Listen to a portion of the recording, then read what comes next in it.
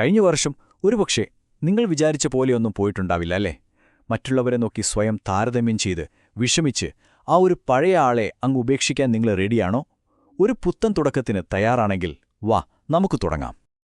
ഇന്ന് നമ്മൾ സംസാരിക്കാൻ പോകുന്നത് മോഡേൺ മാനേജ്മെന്റിന്റെ പിതാവ് എന്നറിയപ്പെടുന്ന പീറ്റർ ഡ്രക്കറിന്റെ മാനേജിംഗ് യോർസെൽഫ് എന്നൊരാശയത്തെക്കുറിച്ചാണ്. നിങ്ങളുടെ ജീവിതം തന്നെ മാറ്റിമറിക്കാൻ സാധ്യതയുള്ള 7 ചോദ്യങ്ങളാണിത്. നമുക്കിതൊരു ചെറിയ കഥയിലൂടെ മനസ്സിലാക്കാൻ ശ്രമിക്കാം. അതെ, നിങ്ങൾ കേട്ടത് ശരിയാണ്. ആ പഴയയാളെ നമുക്ക് പൂർണ്ണമായി മറന്നേക്കാം. കാരണം മുന്നോട്ടു പോകണമെങ്കിൽ ഒരു ഫ്രഷ് സ്റ്റാർട്ട് അത്യാവശ്യമാണ്. ആ തുടക്കത്തിനായിട്ട് നമുക്ക് ആദ്യം ആ കഥയൊന്ന് കേട്ടുനോക്കാം. ഒരിടത്തൊരിടത്ത് ഒരു കാക്കയുണ്ടായിരുന്നു. എപ്പോഴും സങ്കടം. ദൈവമേ, എന്തൊരു കറുപ്പ് നിറമാ എനിക്ക് തന്നത്. എന്റെ ശബ്ദവും കൊള്ളില്ല, രൂപവും കൊള്ളില്ല. ഇങ്ങനെ എപ്പോഴും ചിന്തിച്ചു വിഷമിച്ചിരിക്കും. സത്യം പറഞ്ഞാൽ നമ്മളിൽ പലരെയും പോലെ ആ കാക്കയും മറ്റുള്ളവരെ നോക്കി അസൂയപ്പെട്ട് ജീവിച്ചു. അങ്ങനെയിരിക്കെ കാക്ക ഒരു അരയന്നത്തെ കണ്ടു. അതിന്റെ വെളുത്ത നിറം കണ്ടപ്പോ കാക്കയ്ക്ക് ഭയങ്കര അസൂയ തോന്നി. പക്ഷെ അരയന്നം പറഞ്ഞതെന്താണെന്നറിയോ? ഈ വെള്ളയൊരു നിറമാണോ? ആ തത്തയെ നോക്ക്, എന്തു ഭംഗിയാ! ഞാനൊരു തത്തയായിരുന്നെങ്കിൽ എന്ന് ആശിച്ചു പോവാ. ഇത് കേട്ട് കാക്ക തത്തയുടെ അടുത്തേക്ക് പറന്നു. പക്ഷെ തത്തയും ഹാപ്പി അല്ലായിരുന്നു. എന്നെ കണ്ടാൽ മനുഷ്യരെ പിടിച്ച് കൂട്ടിലിടും. എനിക്കൊരു സ്വാതന്ത്ര്യവുമില്ല. ആ മയിലിനെ നോക്കിയേ, എന്ത് രാജകീയമായിട്ടാ പീലി വിരിച്ചു നിൽക്കുന്നത്.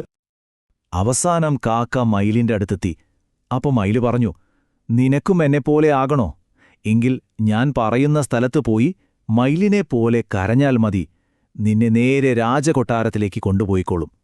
പാവം കാക്ക അതങ്ങ് വിശ്വസിച്ചു. പക്ഷേ അതൊരു വേട്ടക്കാരന്റെ കെണിയായിരുന്നു. കൂട്ടിലകപ്പെട്ടപ്പോഴാണ് കാക്കയ്ക്കൊരു കാര്യം മനസ്സിലായത്. മറ്റൊരാളാകാൻ ശ്രമിച്ചപ്പോൾ നഷ്ടപ്പെട്ടത് സ്വന്തം സ്വാതന്ത്ര്യവും സന്തോഷവുമാണെന്ന്. ഈ കഥയിലെ കാക്കയെപ്പോലെയാണ് നമ്മളിൽ പലരും, അല്ലേ? മറ്റുള്ളവരുടെ ജീവിതം കാണുമ്പോൾ നമ്മൾ വിചാരിക്കും അവരുടെ ജീവിതമാണ് നമ്മുടേതിനേക്കാൾ നല്ലതെന്ന്. ഇതിനെയാണ് താരതമ്യത്തിന്റെ കെണി എന്ന് പറയുന്നത്. എന്നാൽ പേടിക്കേണ്ട, ഈ കെണിയിൽ നിന്ന് പുറത്തുവരാൻ ഒരു വഴിയുണ്ട്. ആ വഴി കടന്നു പോകുന്നത് 7 ചോദ്യങ്ങളിലൂടെയാണ്. നിങ്ങൾ നിങ്ങളോട് തന്നെ ചോദിക്കേണ്ട 7 പ്രധാനപ്പെട്ട ചോദ്യങ്ങൾ. ഈ ചോദ്യങ്ങൾക്ക് ഉത്തരം കണ്ടെത്താൻ കഴിഞ്ഞാൽ ഉറപ്പാണ് വരുന്ന വർഷം നിങ്ങളുടേതായിരിക്കും. പീറ്റർ ഡ്രക്കറിന്റെ ഈ ഒരു തത്വമാണ് നമ്മുടെ വഴികാട്ടി. അതായത്, നമുക്കില്ലാത്ത കാര്യങ്ങളെക്കുറിച്ച് വിഷമിച്ച് അത് നേടാൻ ശ്രമിക്കുന്നതിനു പകരം നമുക്കുള്ള കഴിവിനെ കൂടുതൽ മെച്ചപ്പെടുത്തുക. അതാണ് വിജയത്തിലേക്കുള്ള വഴി. ശരി, അപ്പോൾ നമുക്ക് ആദ്യത്തെ ചോദ്യത്തിലേക്ക് കടക്കാം. നമ്മളിൽ ഭൂരിഭാഗം പേരും എപ്പോഴും നമ്മുടെ കുറവുകൾ മാറ്റിയെടുക്കാനാണ് ശ്രമിക്കാറ്. പക്ഷേ യഥാർത്ഥ വിജയം വരുന്നത് എപ്പോഴാണെന്നറിയോ? നിങ്ങളുടെ ശക്തി എന്താണെന്ന് തിരിച്ചറിഞ്ഞ് അതിൽ കൂടുതൽ ശ്രദ്ധിക്കുമ്പോൾ. നിങ്ങളുടെ സ്ട്രെങ്തിനെ ലോകോത്തരമാക്കുക. വീക്ക്നെസ്സുകളെ ഒരു പരിധിവരെ മാത്രം മെച്ചപ്പെടുത്തിയാൽ മതി. അപ്പോൾ എങ്ങനെയായി ശക്തി കണ്ടുപിടിക്കുക? അതിന് ഡ്രക്കർ ഒരു സിമ്പിൾ ടെക്നിക്ക് പറയുന്നുണ്ട്. നിങ്ങൾ ഏതൊരു കാര്യം തുടങ്ങുമ്പോഴും അതിൽ നിന്ന് എന്ത് റിസൾട്ടാണ് പ്രതീക്ഷിക്കുന്നതെന്നൊന്ന് എഴുതി വയ്ക്കുക. എന്നിട്ടൊരു 9 മാസമോ ഒരു വർഷമോ കഴിഞ്ഞ് ആ എഴുതിയതൊന്നുകൂടെ എടുത്ത് നോക്കണം. നിങ്ങൾ പ്രതീക്ഷിച്ചതിലും അടിപൊളിയായിട്ട് റിസൾട്ട് കിട്ടിയ ചില ഏരിയകൾ കാണും. അത് തന്നെയാണ് നിങ്ങളുടെ യഥാർത്ഥ ശക്തി. അവിടെയാണ് നിങ്ങൾ അടുത്ത വർഷം ഫോക്കസ് ചെയ്യേണ്ടത്. ഓരോരുത്തർക്കും ഓരോ രീതിയുണ്ട്, അല്ലേ? ചിലർക്ക് രാവിലെ എഴുന്നേറ്റ് പഠിച്ചാലേ തലയിൽ കയറും. മറ്റു ചിലർക്ക് രാത്രി 12 മണിക്ക് ശേഷമായിരിക്കും ബ്രെയിൻ ഫുൾ പവറിൽ വർക്ക് ചെയ്യുന്നത്. അപ്പം നിങ്ങളെ സ്റ്റൈൽ ഏതാണെന്ന് മനസ്സിലാക്കുന്നത് ഭയങ്കര പ്രധാനപ്പെട്ടൊരു കാര്യമാണ്. നിങ്ങളൊരു വായനക്കാരനാണോ? അതോ കേട്ട് പഠിക്കുന്നയാളാണോ? പുസ്തകം വായിക്കുമ്പോഴാണോ? അതോ മറ്റൊരാൾ പറഞ്ഞു തരുമ്പോഴാണോ നിങ്ങൾക്ക് കാര്യങ്ങൾ വേഗം മനസ്സിലാകുന്നത്? അതുപോലെ നിങ്ങളൊരു ടീമിന്റെ കൂടെ വർക്ക് ചെയ്യുമ്പോഴാണോ? അതോ ഒറ്റയ്ക്ക് തീരുമാനങ്ങൾ എടുക്കുമ്പോഴാണോ നിങ്ങളുടെ ബെസ്റ്റ് പെർഫോമൻസ് പുറത്തുവരുന്നത്?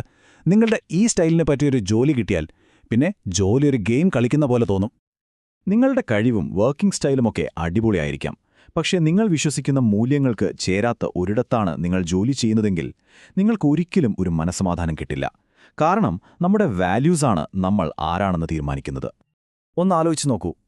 നിങ്ങൾ ജോലി ചെയ്യുന്ന സ്ഥലത്തെ കൾച്ചർ നിങ്ങളുടെ പേഴ്സണൽ പ്രിൻസിപ്പിൾസുമായി ചേരുന്നുണ്ടോ? നിങ്ങളുടെ മനസാക്ഷിക്ക് ഇഷ്ടമില്ലാത്ത എന്തെങ്കിലും ചെയ്യാൻ നിങ്ങൾ നിർബന്ധിതനാവുന്നുണ്ടോ? ഇതൊക്കെ വളരെ പ്രധാനപ്പെട്ട ചോദ്യങ്ങളാണ്. നമ്മുടെ മൂല്യങ്ങളുമായി ഒത്തുപോകുന്ന തീരുമാനങ്ങൾ എടുക്കുന്നതാണ് ശരിക്കുമുള്ള വിജയം. നമ്മളിൽ പലരും തെറ്റായ സ്ഥലത്തിരുന്നിട്ട് പരാതി പറയും, എന്താ എനിക്കൊരവസരം കിട്ടാത്തതെന്ന്. ഒരു നല്ല ക്രിക്കറ്റ് കളിക്കാരനെ ഫുട്ബോൾ ഗ്രൗണ്ടിൽ കൊണ്ടുപോയി നിർത്തിയാൽ എന്ത് സംഭവിക്കും? അയാൾക്കവിടെ തിളങ്ങാൻ പറ്റുമോ? ഇല്ല.